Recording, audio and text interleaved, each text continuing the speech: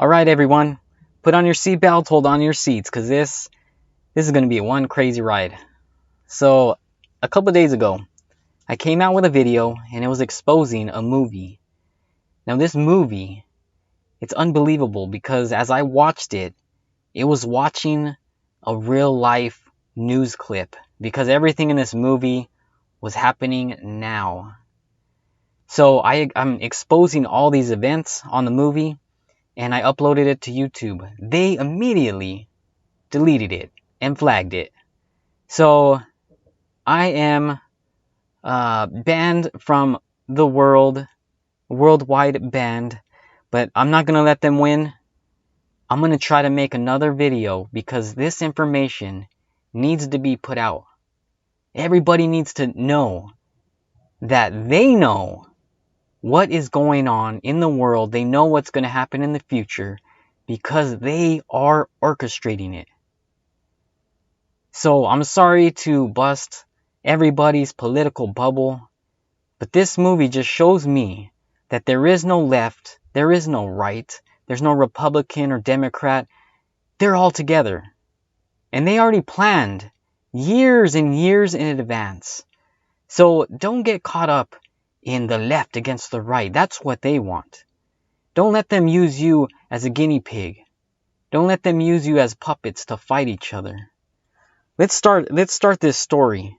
I'm going to show you some crazy stuff today. So on the left, on the screen to the left, this is going to be the video that was deleted. Now I'll play you some clips, but I'm gonna leave some audio out because I don't want them to flag it again. So what I'm gonna do, instead of I'll show you in the movie where it's at, but I can't play audio, okay? But the best thing I can do is this. I went to Google and I just typed in V for Vendetta transcript. So this is actually the transcript to the right of the movie. So every word from the movie is in this transcript to your right.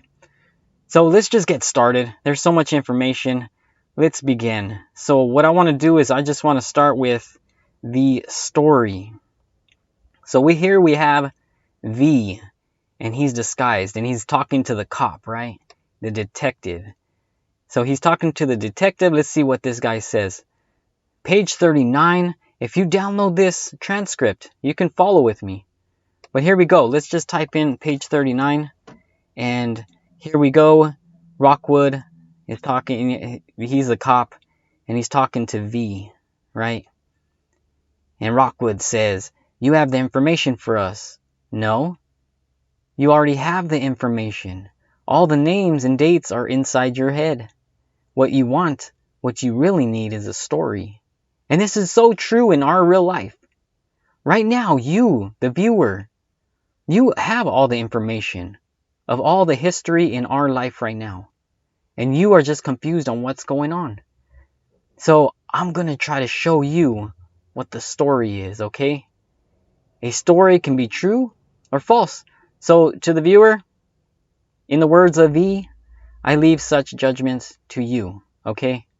So I'm going to give you some information. You can thumbs up or thumbs down. It's up to you. So as I was watching this, I realized that these are put into sections.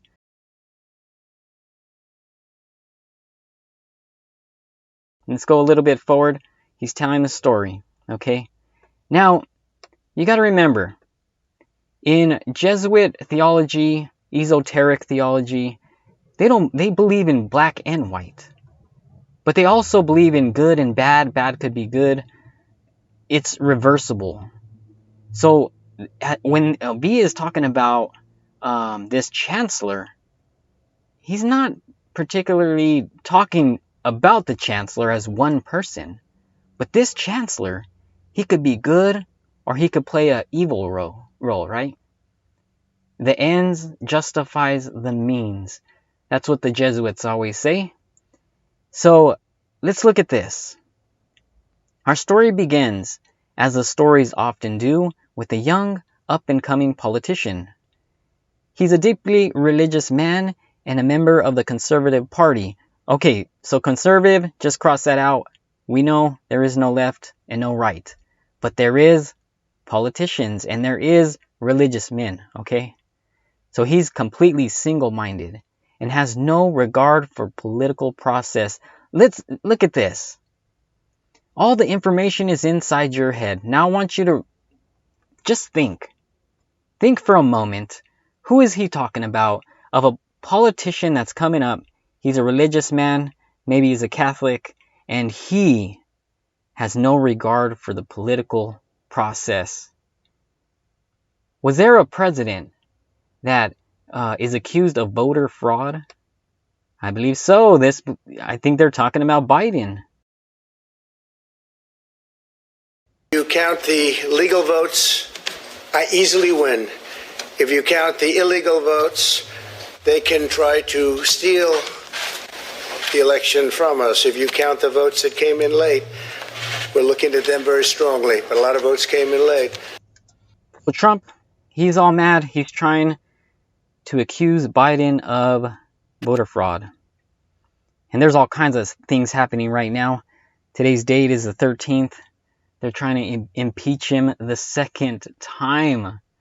The second time. This is unbelievable. I don't have a lot of information about that.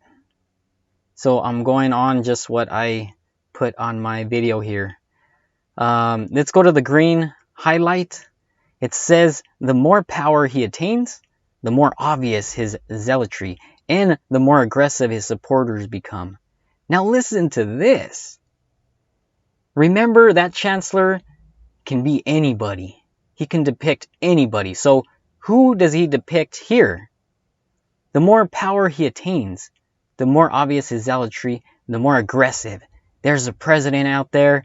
The more he gets aggressive, the more his supporters get aggressive. It's unbelievable. This is Trump right here. It's talking about Trump. And the more power he gets, the more aggressive that he gets.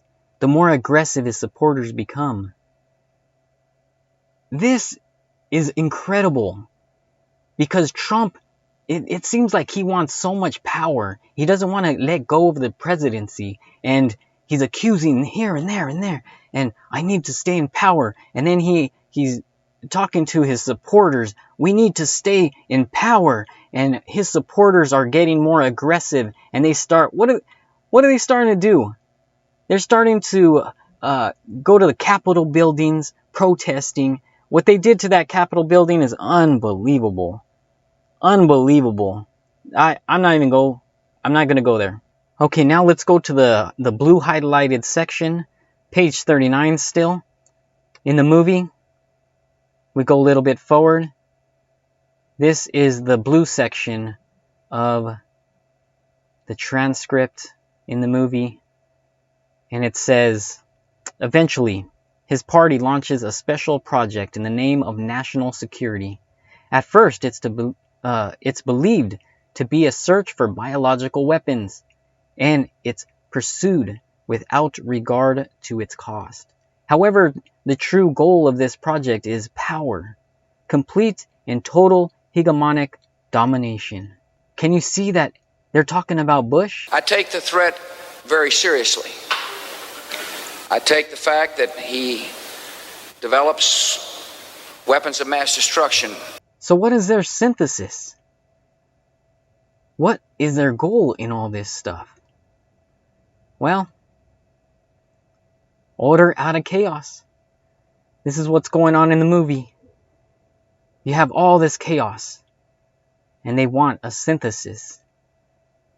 So here's where the order out of chaos philosophy takes place. Here it says, the project, however, ends violently, but the efforts of those involved are not in vain, for a new ability to wage war is born from the blood of one of the victims. Imagine a blank, I'm not going to say that word because we'll get kicked off immediately. The most terrifying blank you can, and then imagine that you alone have the cure. But if your ultimate goal is power, how best to use such a weapon? Let's see what let's go forward in the movie. See, there it is. There he's talking about that. And then all of a sudden there's that. That's kind of weird. And this guy. So the ultimate goal is power and how best to use it. And who has the knowledge to use it? Well, it's at this point in our story that along comes a spider. It says in the movie, this guy's the spider. He's a man seemingly without a conscience, for whom the end always justifies the means. Remember I said that? That's their slogan. Isn't that amazing that this V for Vendetta would use this type of saying for him? So what does he want to do? I believe he's a Jesuit. They're speaking about Jesuits. He suggests that their target should not be an enemy of the country, but rather the country itself.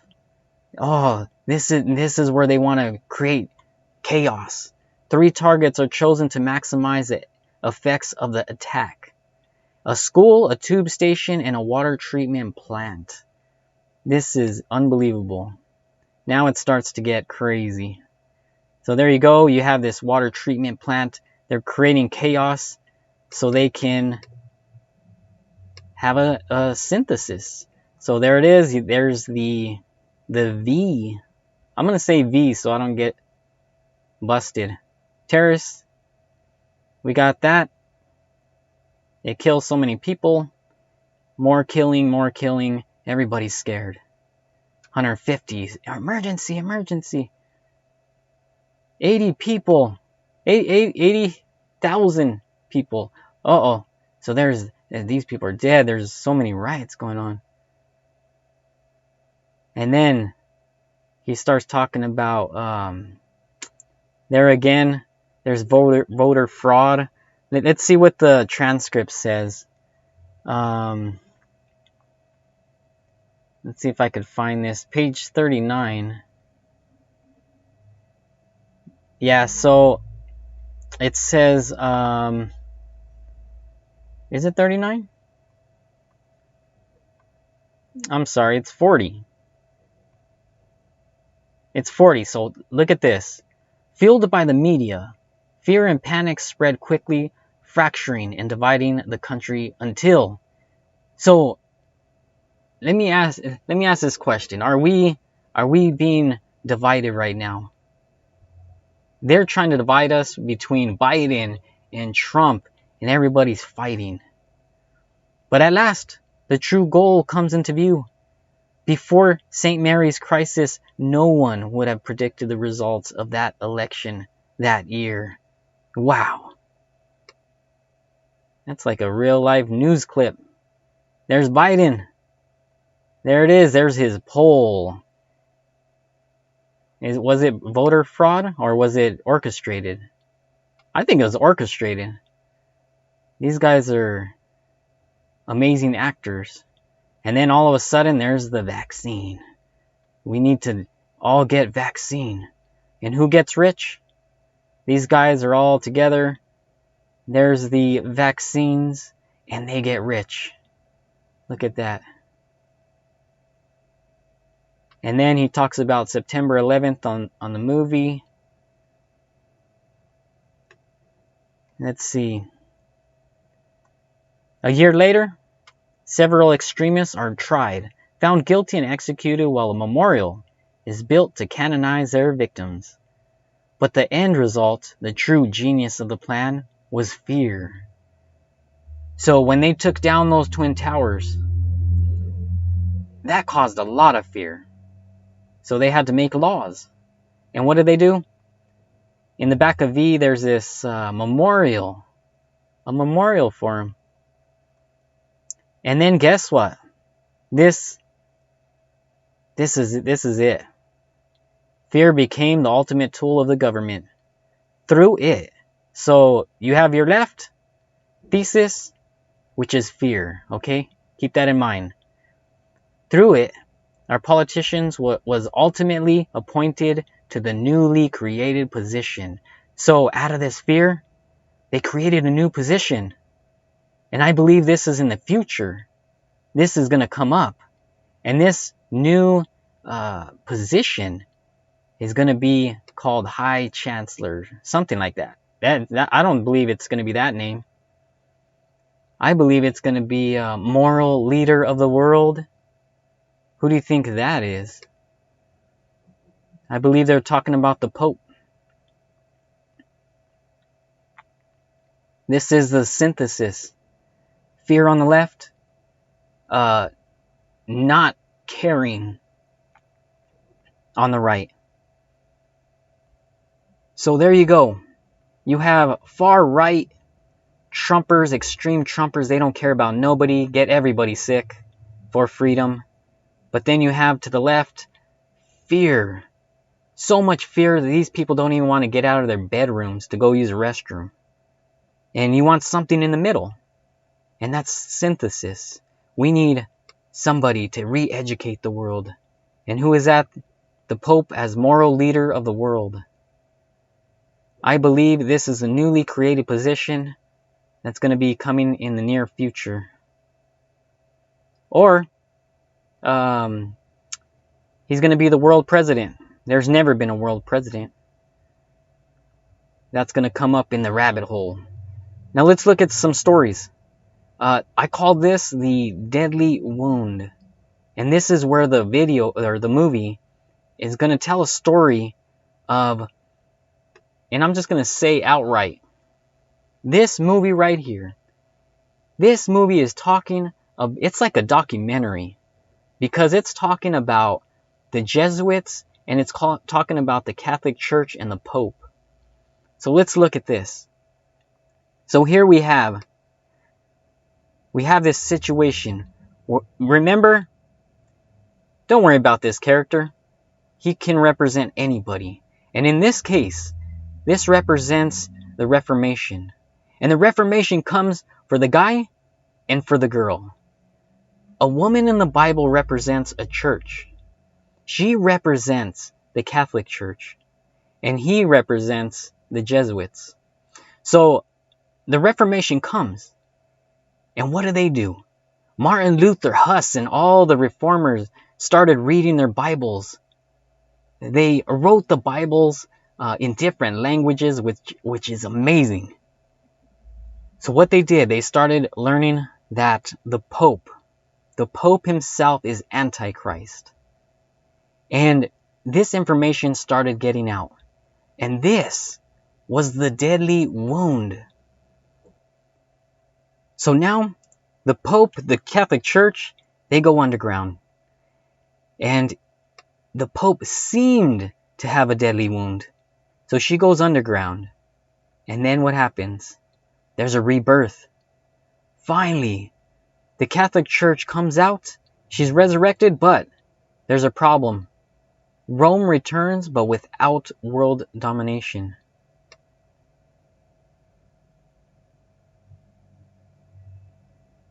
Now, when you read about their philosophies and stuff like that, they're always talking about the phoenix rising. The phoenix coming out of the ashes. And this is how they depict themselves.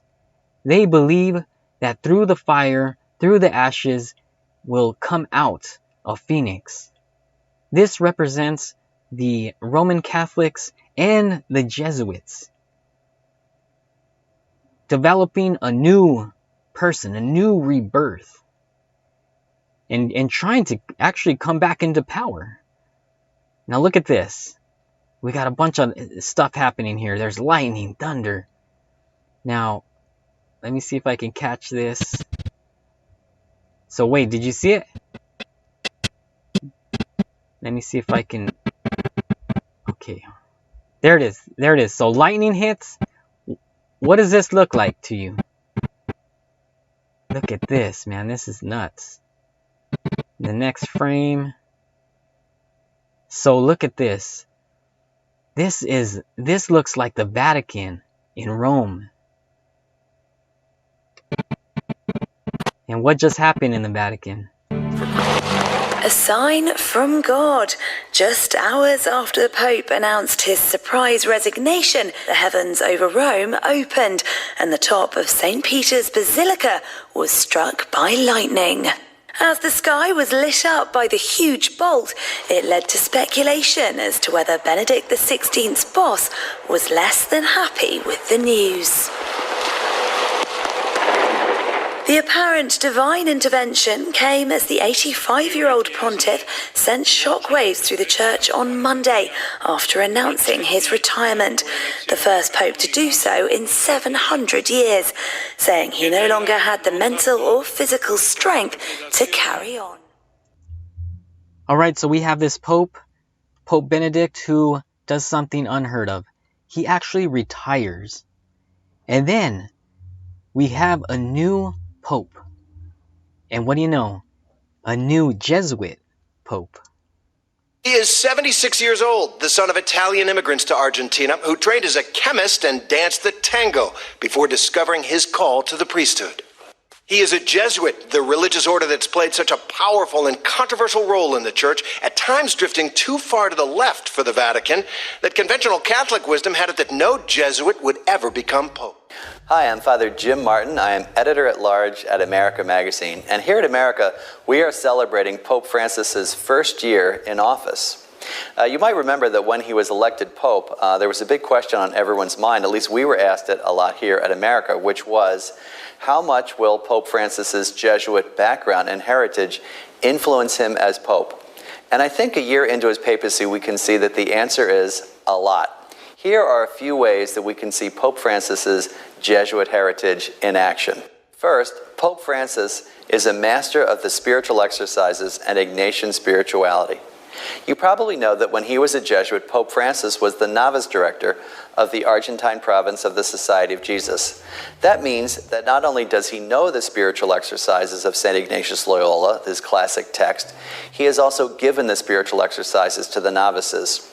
In general, a lot of Jesuits say that the novice master is the holiest person in the province and the one best suited to give the spiritual exercises. So here's a man who really knows Ignatian spirituality. On May 23rd this year, this is 2015, that there was a special group called the John 17 movement that gathered in Phoenix, religious leaders from the Catholic Church, evangelical churches, apostolic churches, and they received another personal message from the Pope encouraging Christian unity.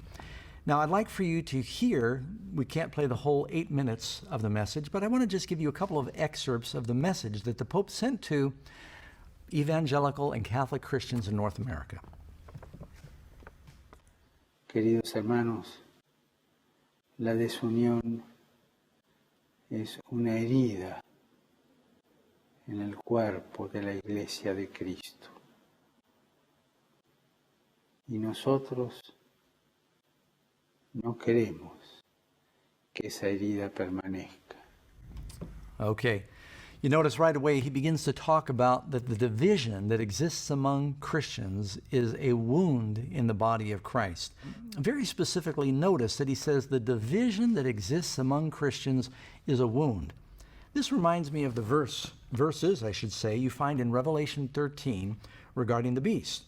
Revelation 13:3. And I saw one of the heads as it had been mortally wounded, and his deadly wound was healed. And all the world marveled or wondered after the beast. Revelation 13:12. And he exercises all the authority of the first beast in his presence, and he causes the earth, this is the second beast of the U.S., he causes the earth and those that dwell in it to worship the first beast, whose deadly wound was healed. And then you go to verse 14. He deceives those who dwell on the earth by those signs which he was granted to do in the sight of the beast, telling those who dwell on the earth to make an image to the beast, who was wounded by the sword, and he lived. So here it talks about this wound, and so it caught my attention when you have the leader of the Catholic Church, a Jesuit Pope, appealing to evangelical and Catholic Christians in North America to unite, saying that this division between our churches is a wound in the body of Christ that needs to be healed. Well, the Bible says that wound was caused by the sword. And the Bible is very clear. It says in Ephesians chapter 6 that the sword of the Spirit, which is the Word of God, the Bible tells us in Hebrews 4, the Word of God is quick and powerful and sharper than any two-edged sword, and that sword divides. Jesus said, think not that I'm come to send peace, but I came to send a sword. The message of Christ will sometimes bring division in a family, and this is what happened to Christianity. So we know that in prophecy in the last days, there's going to be an appeal that we disregard, that we downplay the teachings of the Word in preference for unity. And there's going to be a crisis that is going to make a lot of these divided churches want to come together. I don't think anybody is left to wonder who is going to be the central figure that will be the cheerleader for this unity.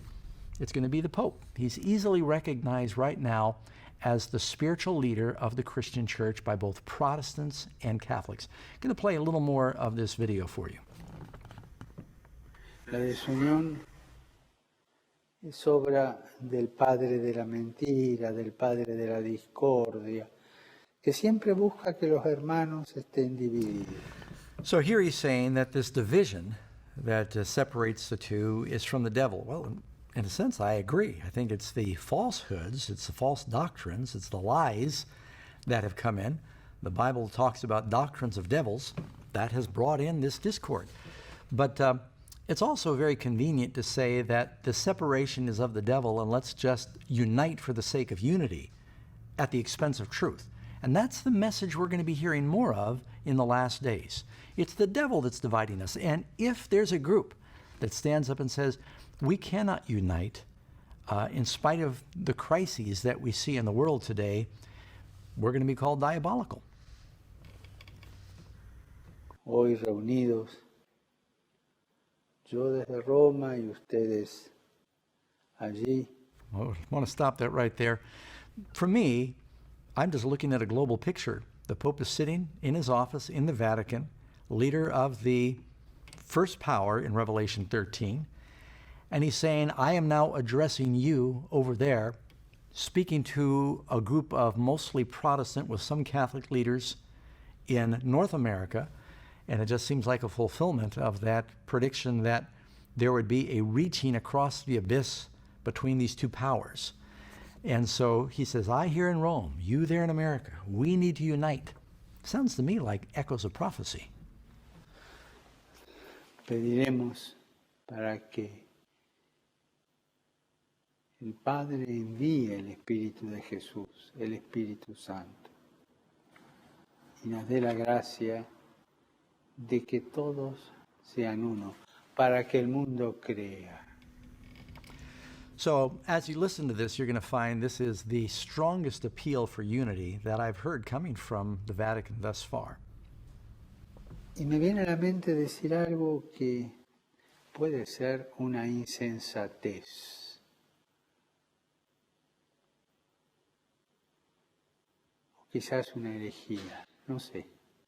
I don't know about you, friends, but when I hear the Pope say in advance, I'm about to say something that might be controversial or perhaps even heretical, I usually sit up, I want to know what is the Pope going to say that even he admits might be heretical. Pero hay alguien que sabe que pese a las diferencias somos uno.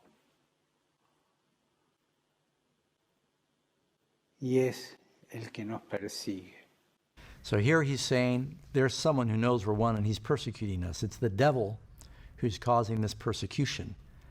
Now the Pope is beginning to allude to Christians that are being killed simply because they're Christians, most of which is happening because of the conflict with Islam and ISIS in particular. And these things may be accelerating, probably will, in the days ahead. El que persigue hoy día a los cristianos, que nos unge con el martirio, sabe que los cristianos son discípulos de Cristo. So again, the Pope is saying here that the devil is anointing Christians with martyrdom. And I think as you see terrorism increase in incidents of Christians being persecuted and killed and beheaded, by the growing and mounting controversy between Islam, or at least radical Islam, and Christianity. This is going to have a polarizing influence for Christians, and the Pope is setting himself at the middle of that right now, calling Christians to unite under the banner of Catholicism to resist this persecution of Christians globally. Que son uno, que son hermanos. No le interesa si son evangélicos, ortodoxos, luteranos, católicos, apostólicos, no le interesa. Son cristianos. So you notice this is really amazing that the Pope is saying it doesn't matter whether you're Orthodox, Apostolic, Lutheran, Evangelical, Catholic, that the devil views all Christians as just one enemy. And so since he views it that way, we need to just come together and to set aside our doctrinal differences and be united, since we're going to be baptized by this common baptism of persecution and martyrdom. This sort of paints a picture of what we can expect in the future. I think that there's more in prophecy than we may have understood regarding a conflict between Christianity and Islam in the days ahead, and that this is going to have a polarizing influence on Christians. That, along with other natural or financial disasters, the world's going to be shaken, and everybody's going to run to the leader of the Catholic Church as the spiritual leader. Y esa sangre se junta. Hoy estamos viviendo, queridos hermanos, el ecumenismo de la sangre.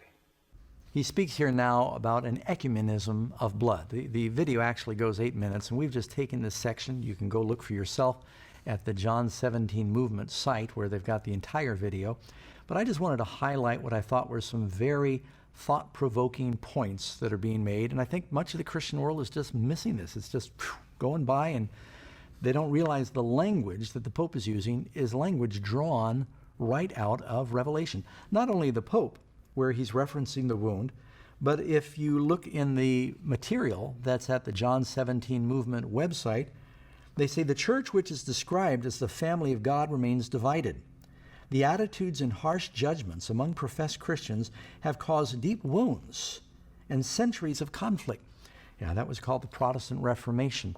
And it's just being suggested we should roll all of that back, forget what the doctrinal issues are that brought the separation, and just unite as one loving family. Sounds good. Sounds appealing. And I know I'll probably get some criticism for taking the approach that not all unity is good. But with the backdrop of what we see happening soon, the Pope is going to be making a historic visit to the United States. Here he is directly appealing for unity among Christians, Catholics, and Protestants in the U.S. He's scheduled to be meeting with the president. He's going to address the United Nations. I bet something will be said about Islam and some of these battles with ISIS. He's been invited to address the joint session of Congress. And the Speaker of the House, John Boehner, could barely contain his enthusiasm when he realized His Holiness, the Pope, was going to come and address the political machine of the United States. They would not invite any other pastor to do that. So obviously the Pope is more than just a pastor. He is a political, religious dynamo in the world today. And the central reason that he was coming was to go to Philadelphia and meet with religious leaders from all denominations on the importance of the family, the special conference on the family. And I wouldn't be a bit surprised if in the context of that meeting, they don't talk about how important it is for families to come together on Sunday to worship and to develop relationships. So here we have the Pope. He's asking for unity.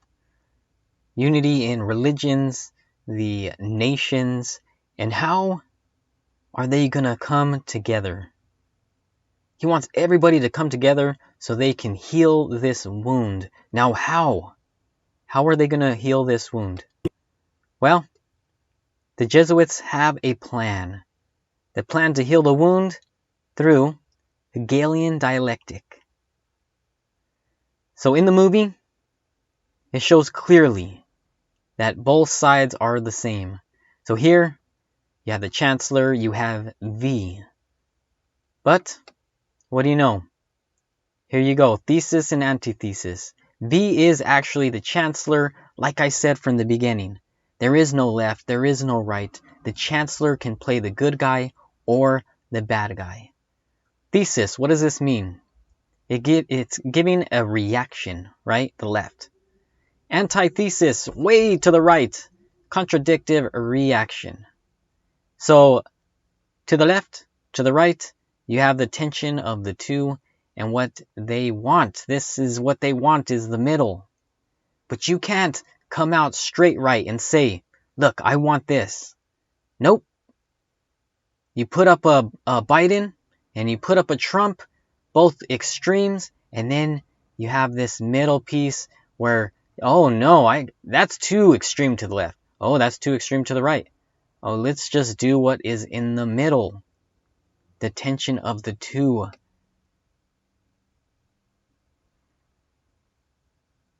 And that is seen in the movie. There they go, they both fighting. Both chancellors. Biden and Trump. That's what's happening in our day and age. They're both fighting. It's his fault.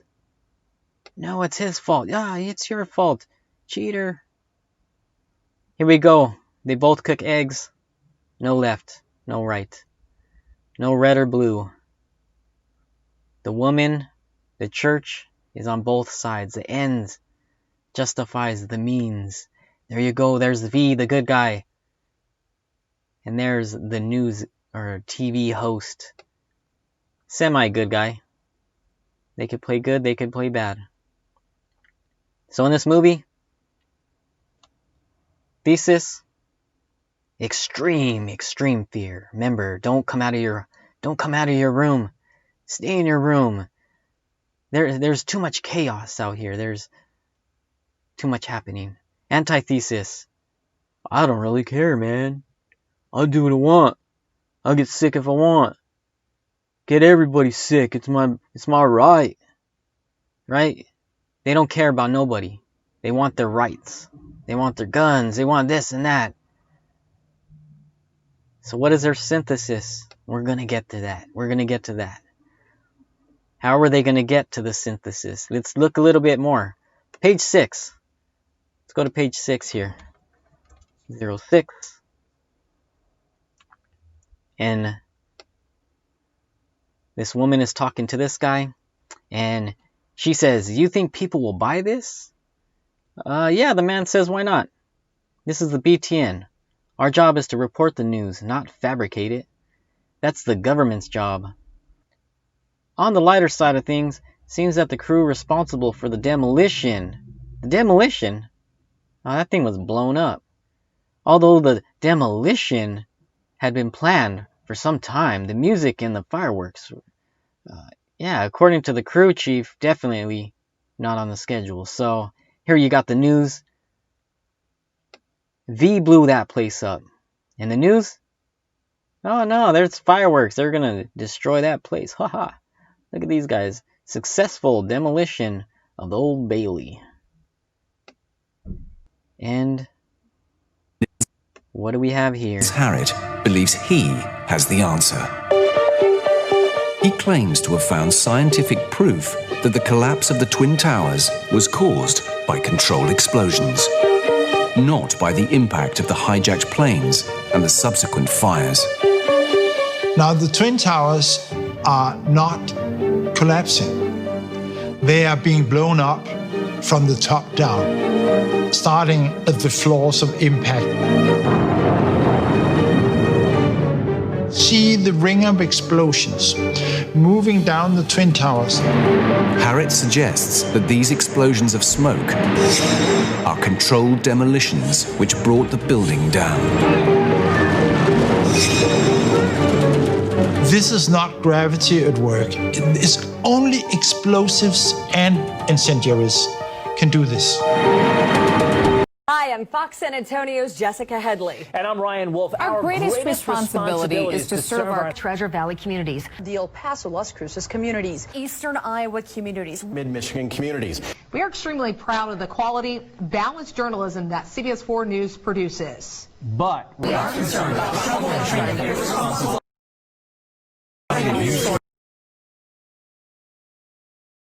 The sharing of biased and false news has become all too common on social media. More alarming, some media outlets publish these same fake stories without checking facts first. The sharing of biased and false news has become all too common on social media. More alarming, some media outlets publish these stories aren't true without checking facts first. Unfortunately, some members of the media use their platforms to push their own personal bias and agenda to control exactly what people think. And this is extremely dangerous to our democracy. This is extremely dangerous to our democracy. This is extremely dangerous to our democracy. This is extremely dangerous to our democracy.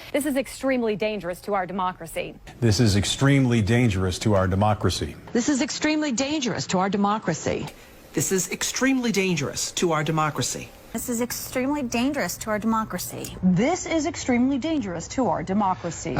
This is extremely dangerous to our democracy. This is extremely dangerous to our democracy. This is extremely dangerous to our democracy. This is extremely dangerous to our democracy. This is extremely dangerous to our democracy. This is extremely dangerous to our democracy. This is extremely dangerous to our democracy. So there you go. You have the news pushing fear, manipulating the masses.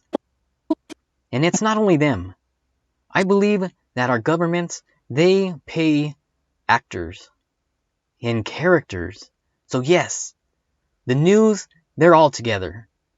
But then there's rogue news agencies like this guy. Right?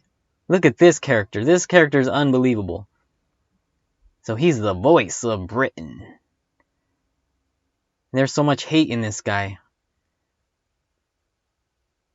But we also have a real life character in our life. Hitler took the guns. Stalin took the guns. Mao took the guns. Fidel Castro took the guns. Hugo Chavez took the guns. And I'm here to tell you, 1776 will commence again if you try to take our firearms. Is laughing right back at these psychopathic bastards and telling them that we know exactly who they are and exactly what they're on their schedules. Show up everywhere. Don't let them put out their facade, their clown makeup, that everything's funny and okay when it's not.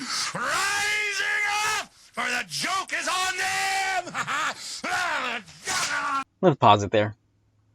You know, as I watch this, it's just unbelievable. This actually seems like a movie to me. That other character, right? This seems more real than real life. Look at this. This is like a movie, man. He's got a fake gun and he's acting like the Joker.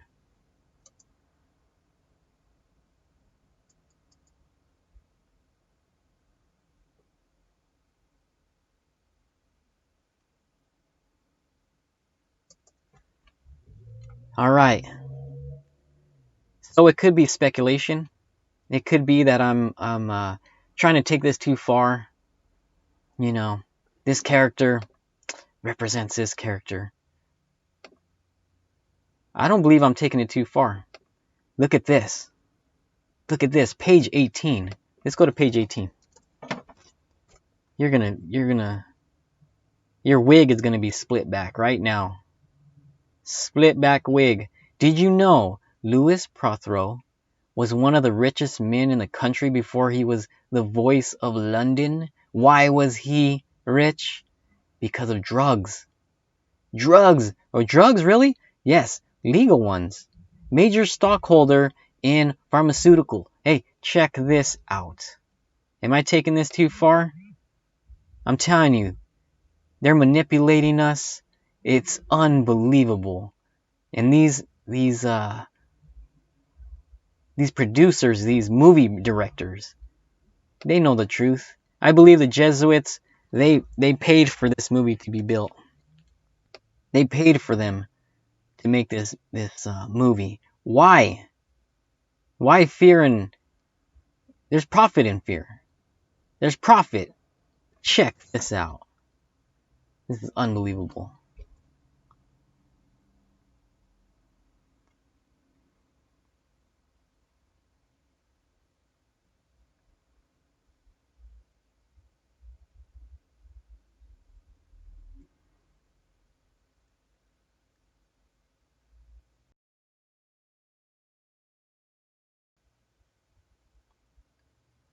Man, this just goes on and on. On and on. He sells so much stuff.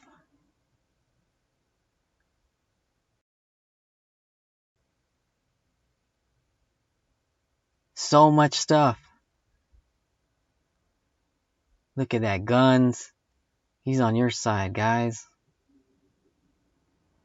You think I'm going too far? Man, let's go a little bit further. What does that say on the TV? Oh, something happened. Devastating loss. He died. He passed away, right? Did somebody die in our life?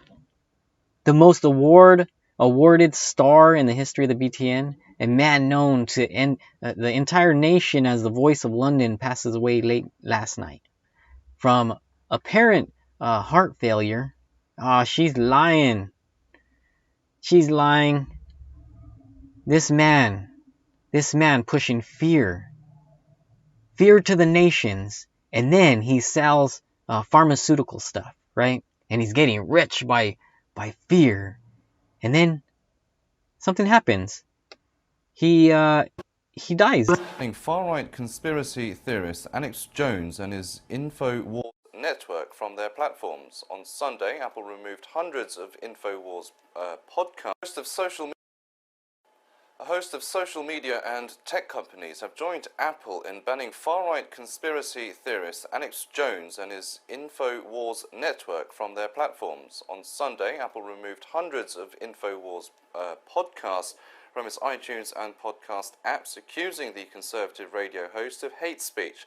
On Monday, Facebook followed suit by removing pages belonging to Jones, and Facebook was joined by Spotify and YouTube, which also removed his content. Jones has faced mounting public backlash for his conspiracy peddling rhetoric, which includes claims that the 9/11 attack and the 2012 Sandy Hook Elementary School shooting were staged by the US government. Parents of the children killed in that attack are suing him for defamation. He has also repeatedly used inflammatory language against transgender people and Muslims. And who else is feeding the fire? Who else feeds the fire?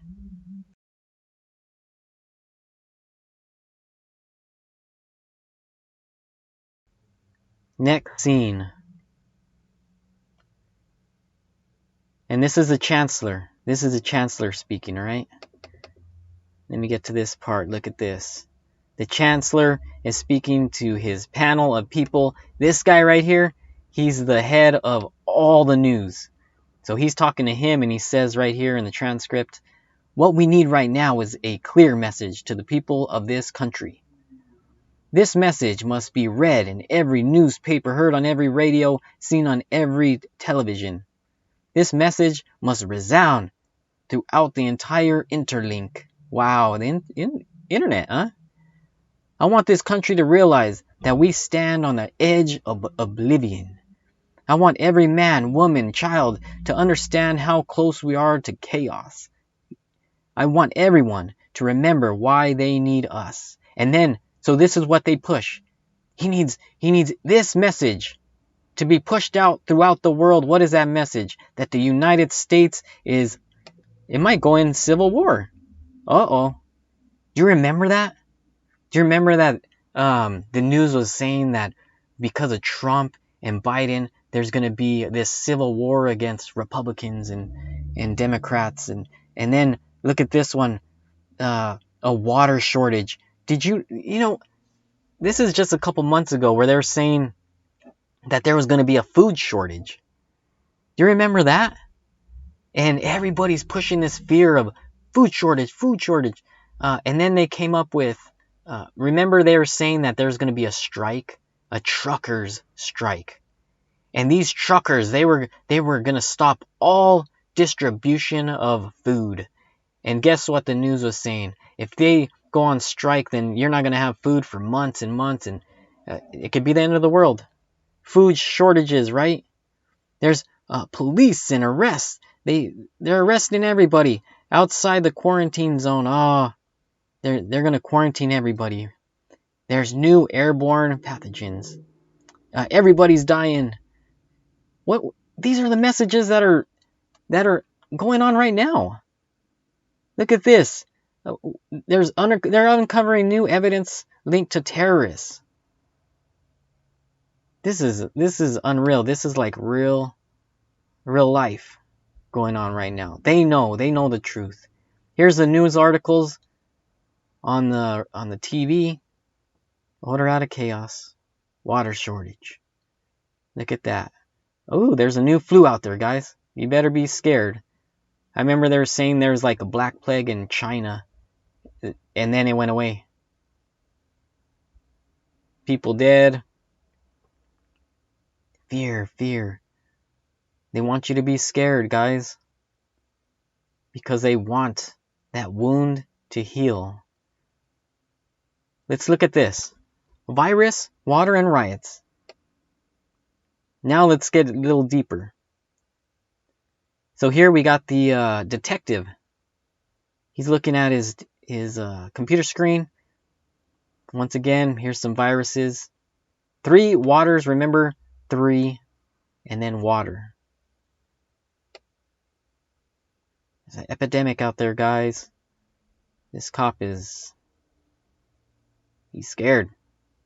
There's going to be some riots going on. There's going to be people dying. Countries grapple with the spread of virus. A different kind of virus is causing panic in China after a man died of the hantavirus. The CCP virus has cost an unknown number of lives in Wuhan. I'm not gonna play all these. You know what? I can't chance getting this taken off. But you get the point. It's about this word right here. So forget about it.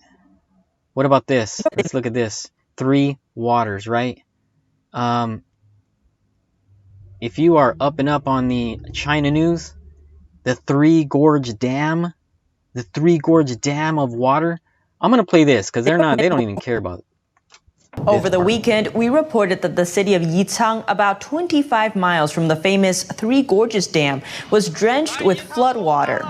Amid the dam's fast rising water level, speculation was rising among locals that the dam was leaking water downstream. Based on an internal document we obtained, the authorities ordered workers at the Three Gorges Dam to release water downstream on Sunday evening. Meanwhile, in China, the city where the lab is located is dealing with a new crisis: floods. The streets of Wuhan are filled with waist-deep water. It's been pouring non-stop, rains and conspiracy theories. The word on the streets is that the flooding is not natural. Our next report tells you why. The is spreading in Wuhan. The city is overwhelmed by an explosion of cases. An unprecedented lockdown is imposed. Wuhan's 11 million residents are ordered to stay at home. Now, let's go to page 43. 43. I think you guys are getting the point. You guys are getting the point. 43. Here we go. He's talking, and he says, I could see everything that had happened and everything that was going to happen. It was like a perfect pattern laid out in front of me, and I realized that we were all a part of it, and all trapped by it. So, do you know what's going to happen? What's going to happen? That's his buddy. He's asking him that. No, it was a feeling, but I guess. Oh my gosh, look at this, guys. With so much chaos, someone will do something stupid. And then, when they do, things will turn nasty. And then what's going to happen? Right here, riots. That's what they want. So here we have a cop, and he actually shoots this little girl. Now, remember, the information is inside your head. Do you remember of a cop killing an innocent person? And then, was there a protest and riots? They know what's happening. Look at this. Look at the videos on the movie. It just seems like real life. There you go. Power, the synthesis is power. That's what they want. That's what they're fighting for. So then, boom. In just a moment, but there's breaking news tonight in the shocking case of an unarmed African-American man who died after being handcuffed and then pinned to the ground by Minneapolis police. 4 officers have been fired tonight, and the FBI is investigating after cell phone video showed one of the officers with his knee on George Floyd's neck for at least 7 minutes, even after Floyd's body went limp. Tonight, protesters are gathering outside of the restaurant where it all happened, just a week after Minnesota lifted its stay-at-home orders.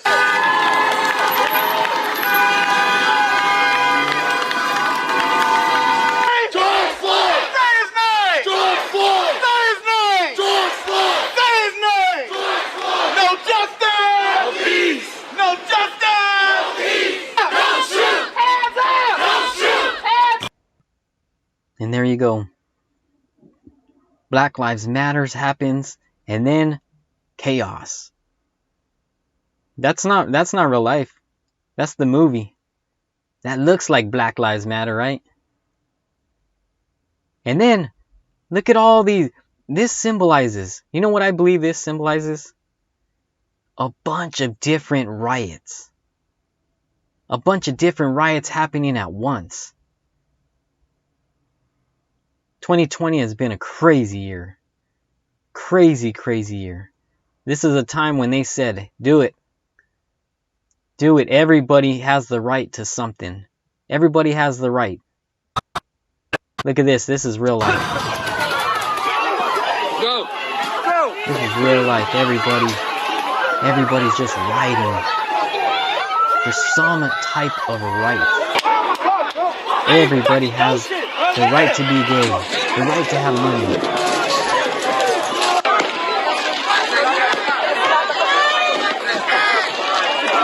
This is unreal. Yeah, the right to be gay.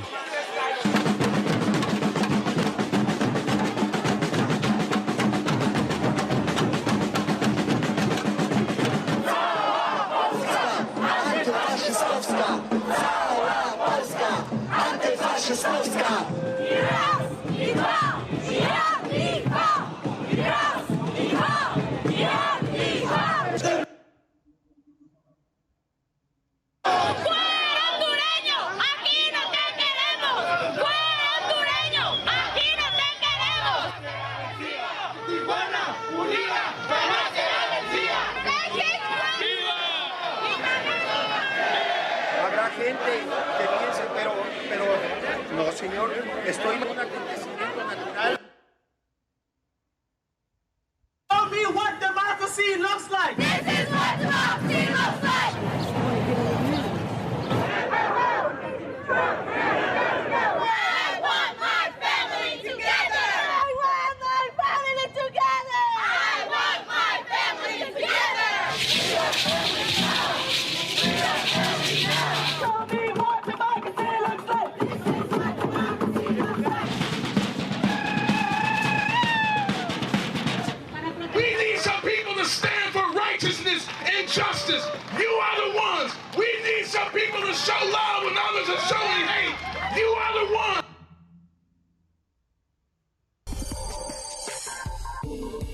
It's Whatever Happened to report. Occupy Wall Street. Joyce tweeted in to ask us about it. So did DRL Cartman, wondering, did they dissolve, evolve, devolve? Did they accomplish anything? The short answer, they are gone. But Occupy Wall Street's memory and message still lingers. Here's senior correspondent Rick Leventhal. It began September 17, 2011 in Zuccotti Park in New York City, just a few blocks from the financial capital of the world. Inspired in part by Arab Spring protests overseas. Wall Street is our street. Wall Street. Occupy Wall Street was a social movement against income inequality, corporate greed, and the influence of big business in politics. We will change. We will change. We will change. We will change.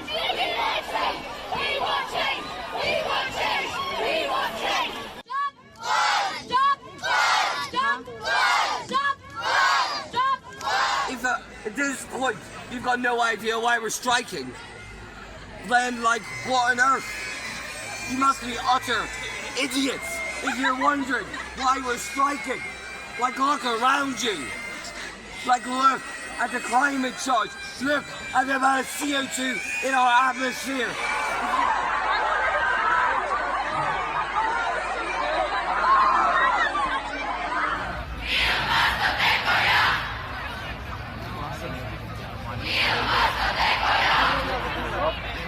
We are in Geneva, Italy, protesting against climate change because politicians today are not willing to do enough about it. So we're taking to the streets to fight for our futures and for those who are suffering from the consequences of climate. Now we come to the next section, called American Jesuits. Now it was strange for me to write American Jesuit, because if you've learned the history, the true history of America, you'll learn that America was fleeing from these people. Americans were fleeing the persecution of Catholicism, the persecution of the Pope. The Pope actually, in the Dark Ages, they were persecuting and torturing Christians. The reason why our pilgrims came to America was to flee from Jesuits, was to flee from persecution from the Pope and the Inquisition. So that's why I'm saying it's strange to say American Jesuit. And now, that's what we have. An American Jesuit. And let's see what his plans are for America.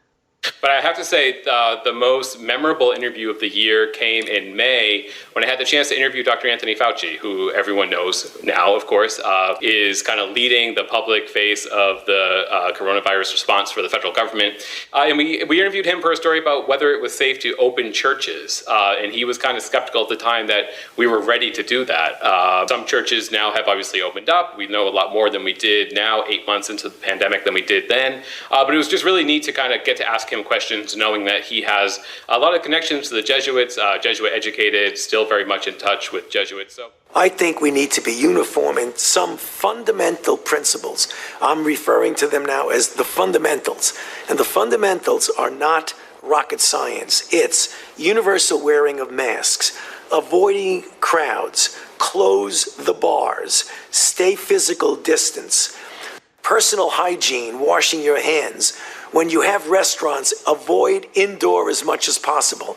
Outdoor is better than indoor. If you're in a restaurant, make sure it is not capacity, that it's seated separate. If you do those things, masks, no crowds, physical distance, personal hygiene, no doubt you're going to be able to turn these things around with something as simple as that. I think history will judge me by what I've done, and I've devoted my life to public service and my life to public health. And to the extent that they judge me, they can look at the record of what I've been through and what I've done, dating back from HIV to pandemics, and make. And now, I want to give you just a taste of what our pilgrims were fleeing from.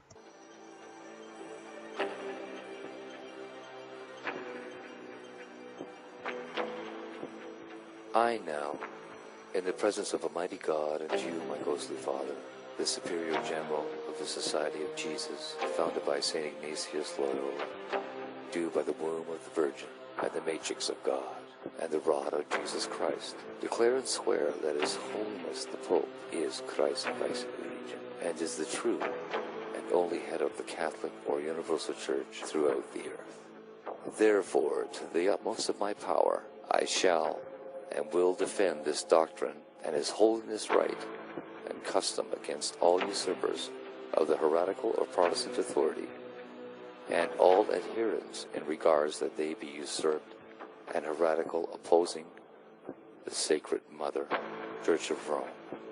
I do further promise and declare that notwithstanding I am dispensed with to assume any religion heretical for the propagating of the Mother Church's interest, I do further promise and declare that I will have no opinion or will of my own, or any mental reservation whatsoever, even as a corpse, but will unhesitatingly obey each and every command that I may receive from my superiors in the militia of the Pope and of Jesus Christ.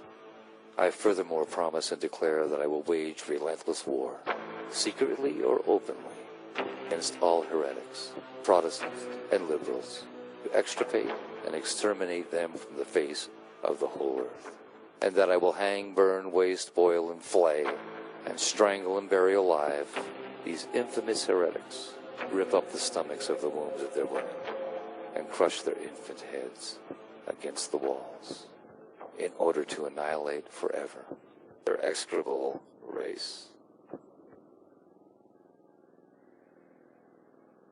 Now let's see what these Jesuits have planned for America. They're sending us first-class mail. What is this? Masks.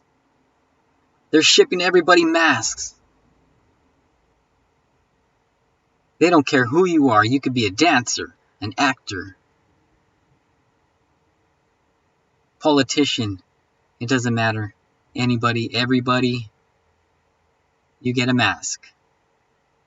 Everybody's going to wear a mask, and they ship them out. Be with CMA CGM for a donation of 200,000 European standard FFP2 respirator face masks because it reflects the power of partnerships. I'd like to also acknowledge shipping giant CMA CGM. We are proud to provide these masks as a gesture of our dedication to the great people of Los Angeles.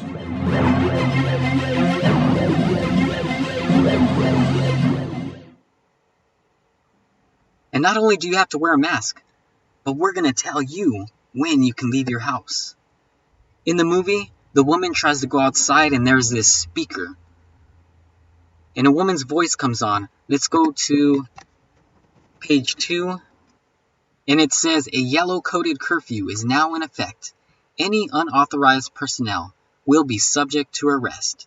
This is for your protection. Is that what they're telling us? We need to wear masks for your protection. We need a curfew for your protection. From the national capital all the way to Rajasthan now, with the Council of Ministers have taken some tough decision against the rise graph in the state. The state government has now decided to impose night curfew from 8 p.m. to 6 a.m. Hit the emergency brakes across California because of. He also mentioned something else, imposing a statewide curfew, the possibility of it. And a lot of people did not like what they heard. Today, the nation's leader when it comes to infectious disease, Dr. Fauci, weighed in on that idea. But if they make that decision, I certainly think the basis upon which if it's sound, I would back that. Dr. Fauci said it's worked in other countries where restaurants close early to curb the. And France's curfew has begun, replacing the partial lockdown imposed on the 30th of October. People are now able to move about freely during the day, but authorization forms are required between 8 p.m. and 6 a.m. So, all this for what? What is the synthesis? We are coming to the very end of this video, the very end of the movie, and let's see, why is B doing all this stuff? So in the movie, he's wanting revenge, he's wanting to kill everybody. So why? For this woman here. Let's go to page 37. 37. So V is talking with Eve. And she says, you were in the cell next to her. This woman right here. And that's what this is all about. You're getting back at them for what they did to her and to you. Do you remember what the woman represents? That's the church. This represents the Catholic Church, and V is the Jesuits. This woman, this Virgin Mary, they're not fighting for the Virgin Mary. It's the symbolic meaning of who Mary is, who she represents. And Mary actually represents worship. Look at this. Let me back up a little bit. Look at this. Does that look like the Vatican? That's the Vatican top, the top of the Vatican. Isn't that amazing? Worship. That's what they're fighting for. Remember that the deadly wound. The church was wounded. It lost its worshipers. It lost its power. And that's what it wants. This is synthesis now. The Catholic Church wants worship. It wants power back. Here you have some Catholic pictures. Roses, just like the woman. The rose woman. Here you have Pope Benedict with the solid gold. That thing is solid gold. It's not gold plated. Solid gold. He wouldn't even give that to the poor. Here we have Francis with the same solid gold rose. Okay, everyone, we made it to the end of the movie, and I believe that this scene in the movie is actually a carbon copy of the second coming of Jesus. Now let's take a look and see what time it is. So here we go. It's 11:04 in the movie. So let's see. So 12 o'clock is supposed to be when Jesus comes back, the bridegroom. So this is right before. These are the events that are going to happen right before Jesus comes back. So let's see what's happening. So here we go. We got people, they're wearing these masks. So they're choosing whose side they're going to be on. Now, it's pretty sad because I'm going to tell you right now, these people are unsaved. These people right here with all the masks, they symbolize the ones that are not going to heaven. And I'll show you why I believe that. And it says in Revelation 16:16, and he gathered them together into a place called in the Hebrew tongue Armageddon. So here we go. This is the war scene. Armageddon. They chose their side. They're ready to battle. These are the armies. And here we go. Look at that. How amazing. All these people. That's so many people. And they're getting ready to the battle. And here we go. It's 12 o'clock. At midnight, the cry rang out. Here's the bridegroom. So this is Jesus. The bridegroom symbolizes Jesus. This is the second coming of Jesus. Come out to meet him. Matthew 25:6. But there's something that needs to happen before Jesus comes. Look at this. Remember what the woman represents? She represents the church. So this church needs to unite. It needs to unite with who? The government. So in this scene, the cop met up with the woman, right? And she's about to pull the lever. She's about to pull the lever, and then the train's gonna sail off and blow up Parliament, right? Well, look at this. In this scene, church and state unite. She's about to pull it, and guess what? The Bible says, and he exerciseth all the powers of the first beast before him, and causeth the earth and them which dwell therein to worship the first beast, whose deadly wound was healed. So here we go. Remember we talked about the wound? It's healed now. When is it healed? It's healed when church and state unite. So here they're talking, and he actually allows her to kill people, right?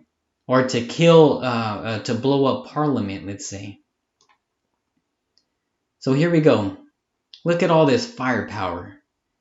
United States is going to cause all the earth to worship the first beast. If you don't worship the first beast, we have bombs. And we'll ship those bombs off just like this train. And he had power to give life unto the image of the beast, that the image of the beast should both speak and cause that as many as would not worship the image of the beast should be killed.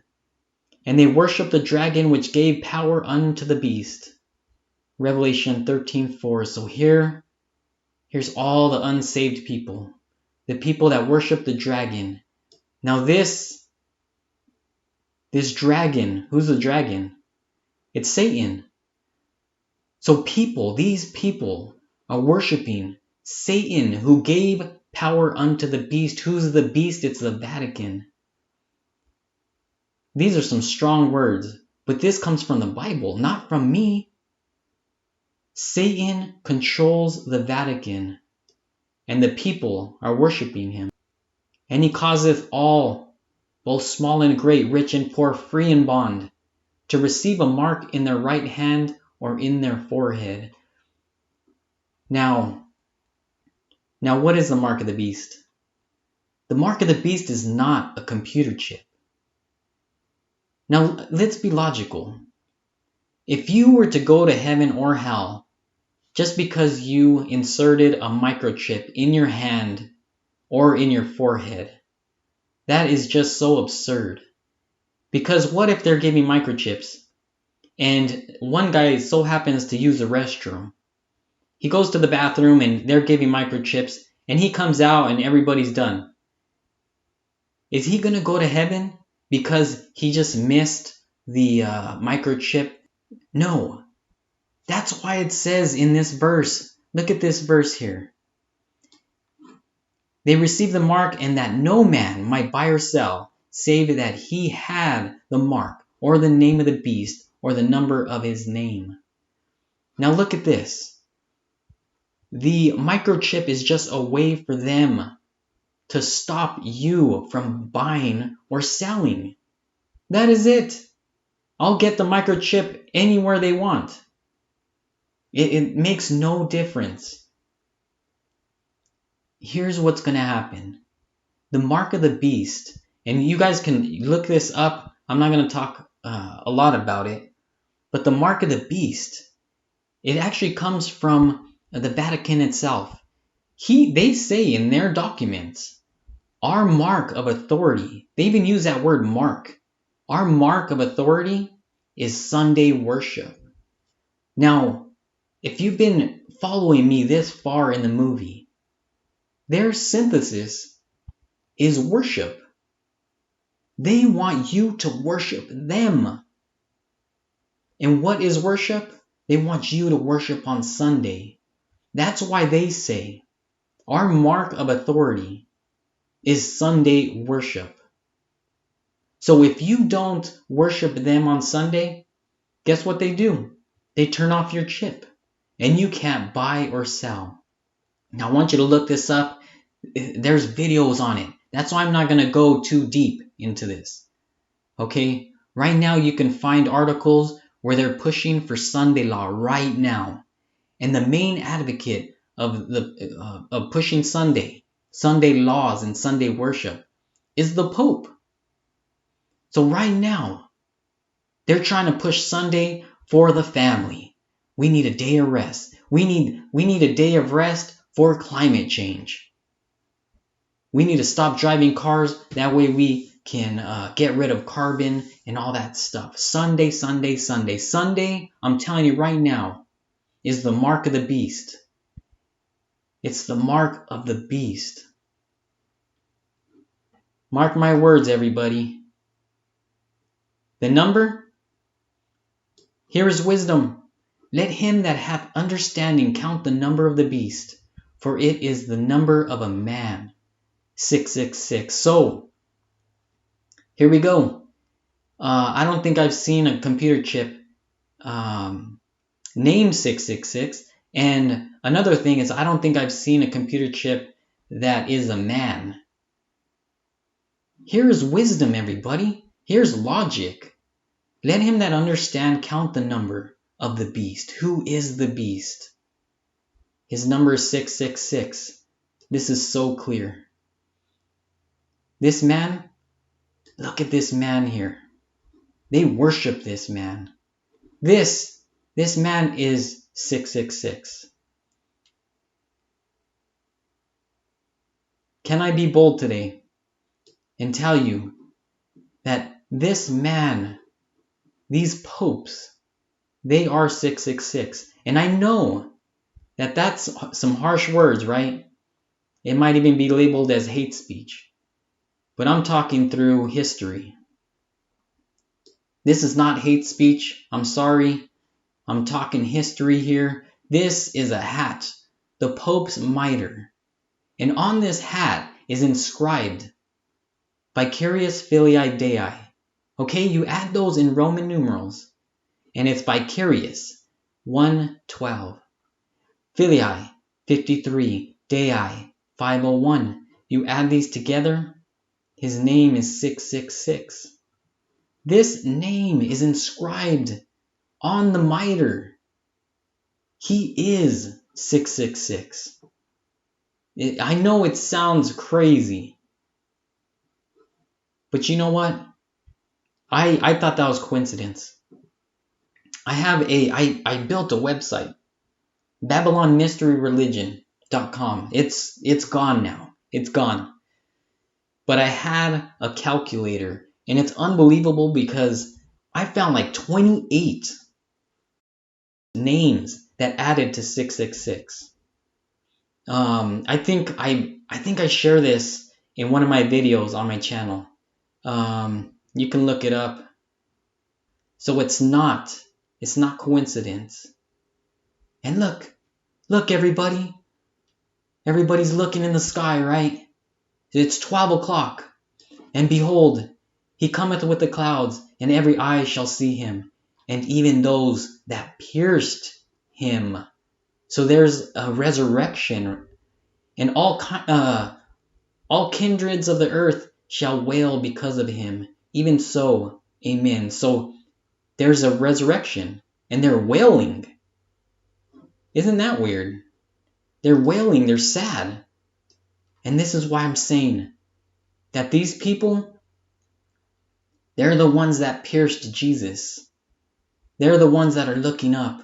The second resurrection. You know that there's a first resurrection and a second resurrection? Look at this. Look at these faces. It's unbelievable. I'm going to show you why I believe these are the unsaved. Then I just saw the holy city, the new Jerusalem, coming down from heaven, from God out of heaven, prepared as a bride adorned for her husband. Look at this guy. Didn't he get beat up? He was probably killed in the movie. He's resurrected. Let's see who else is resurrected.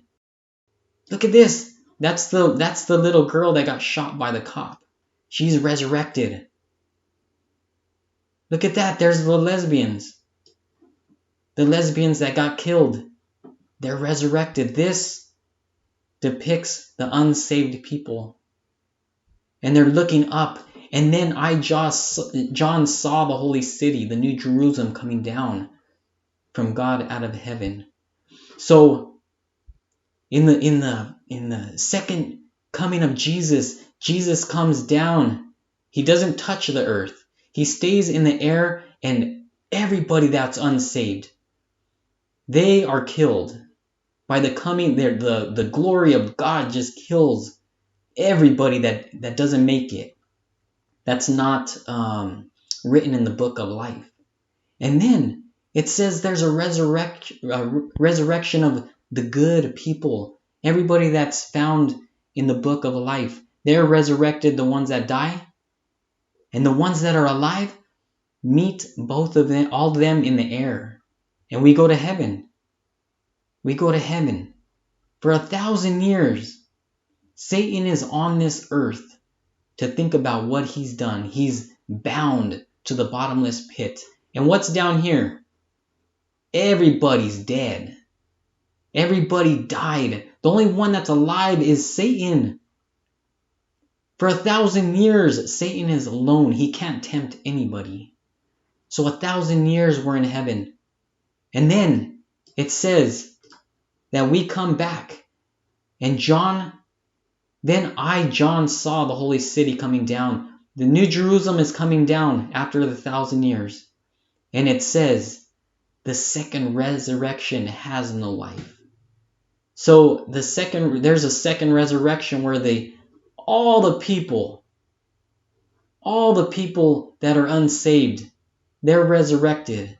And they see the holy city coming down now. And that's these people. That's them. That's the adulteresses, all the people that got killed throughout the ages. They're looking at the new city. And they try to take it. They try to take the New Jerusalem down. And guess what? That's why you can watch all these Marvel movies. All these Marvel movies, they always talk about the city in the sky. The city in the sky. And they're trying to take it over. They know the events that are happening in the world, at the end of the world. They know that the New Jerusalem is going to come down with God's people. And they know that they're going to get resurrected. And guess what? They get resurrected and they think that they can take the holy city. That they think that they can actually take the New Jerusalem that's made out of solid gold. They made a calculation that the New Jerusalem, one wall, one of the north walls, let's say, is the size of Texas, standing up straight. And it's the size of Texas, just flat.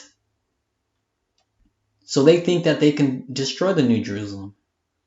And that's this scene. They actually believe that they can take the city. So what does Parliament stand for? It stands for the New Jerusalem. But guess what? This is a great prophecy. And I will put enmity between you and the woman, and between your seed and her seed. He shall bruise your head, and you shall bruise his heel. You know what that is? A death blow. You'll bruise his head. That's just one death blow to the head. But guess what? You just bruise his heel. They believe that they're going to win. But this prophecy here shows that Jesus wins.